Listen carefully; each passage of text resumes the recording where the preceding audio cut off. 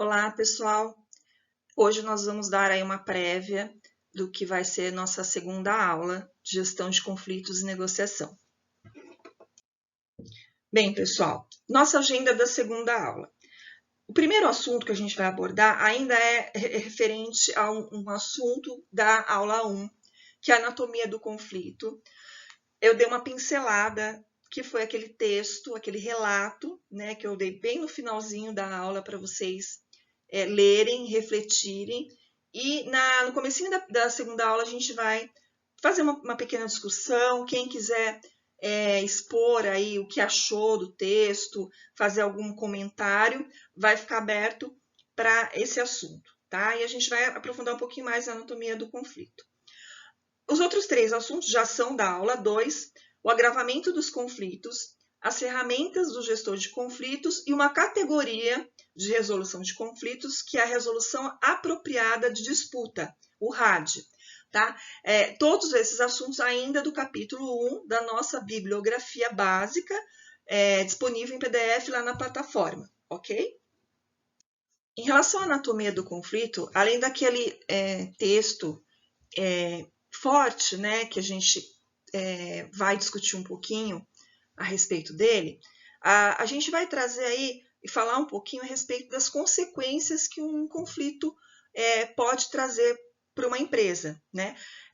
Podem ser consequências desastrosas, mas também podem ser consequências favoráveis, né? Então a gente vai ver a anatomia no sentido de que nem todo conflito, como a gente também já até comentou na primeira aula, nem todo conflito é desfavorável, muito pelo contrário.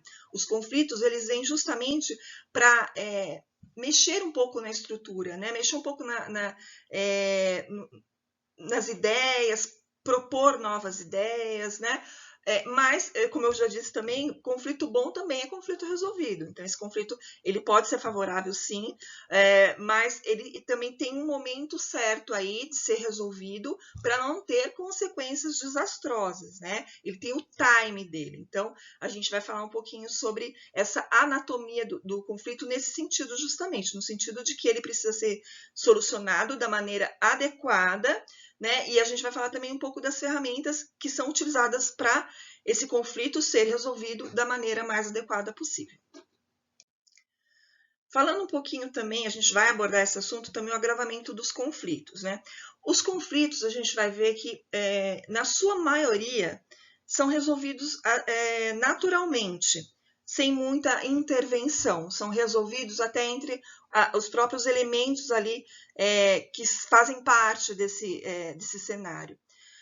Porém, o momento em que o gestor precisa intervir é justamente quando esses conflitos são constantes e repetitivos, né? E que muitas vezes não possuem efeitos ocultos, né? Então, esse agravamento do conflito ele ocorre justamente quando os conflitos se tornam repetitivos e não são solucionados na hora certa, né? Então, esse agravamento do conflito é que pode trazer realmente efeitos colaterais para a organização desfavoráveis, né? Então, a gente vai falar também um pouquinho sobre o agravamento dos conflitos e quando ele precisa ser mediado.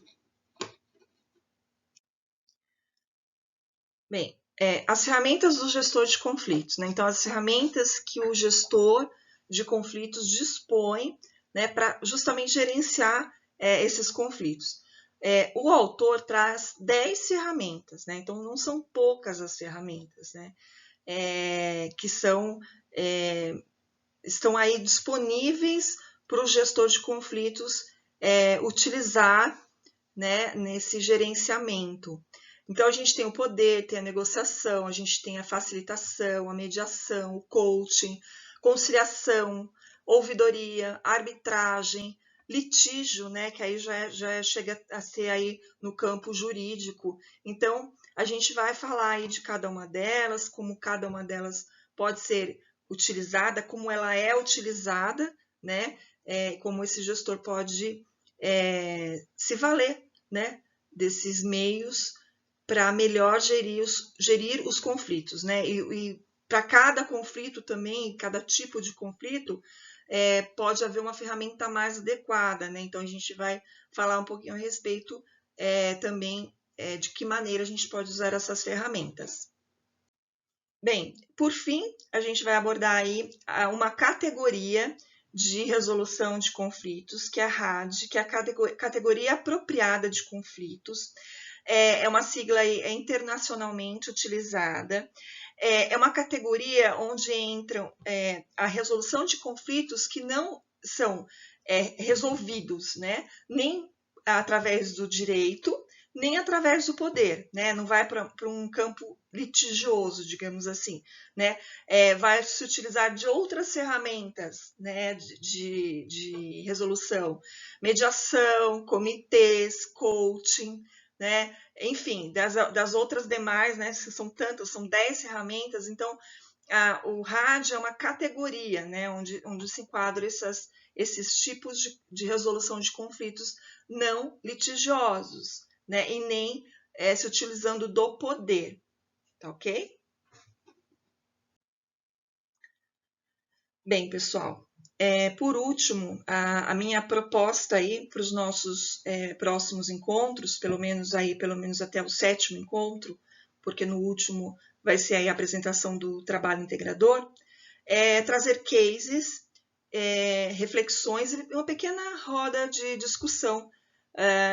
Claro, isso se der tempo, o nosso tempo é curto, mas a minha intenção é realmente trazer esses cases. Por quê? Eu acho importante, né? Nós temos aí, pela nossa primeira aula, eu pude ver que a gente tem aluno em trabalhando em diversos segmentos, tem alunos trabalhando em empresas maiores, menores, empresas familiares. Então, a minha intenção, a princípio, era contemplar, né, cada segmento de empresa, se possível, trazendo esses cases para essa reflexão, essa discussão mesmo, para a gente ver como que a gente vai lidar com isso no dia a dia, né? Sair um pouco da teoria e caminhar aí para algo mais prático, tá? Então, essa é a minha proposta para os nossos próximos encontros. Muito bem. A gente se vê, então, na segunda-feira, dia 31, né, às 19h30. Espero contar com a presença de todos. Eu sei que, às vezes, um ou outro não consegue assistir a aula, mas é bem interessante poder participar da aula ao vivo, né? Porque é um momento de discussão, de troca de ideias, de resolução de dúvidas. Então, quanto mais puderem estar presentes mesmo na aula ao vivo, melhor. Para aqueles que realmente não puderem estar, né, a gente deixa a aula gravada para posteriormente poder acompanhar. Mas, se possível, estejam presentes conosco na próxima segunda-feira. Até lá!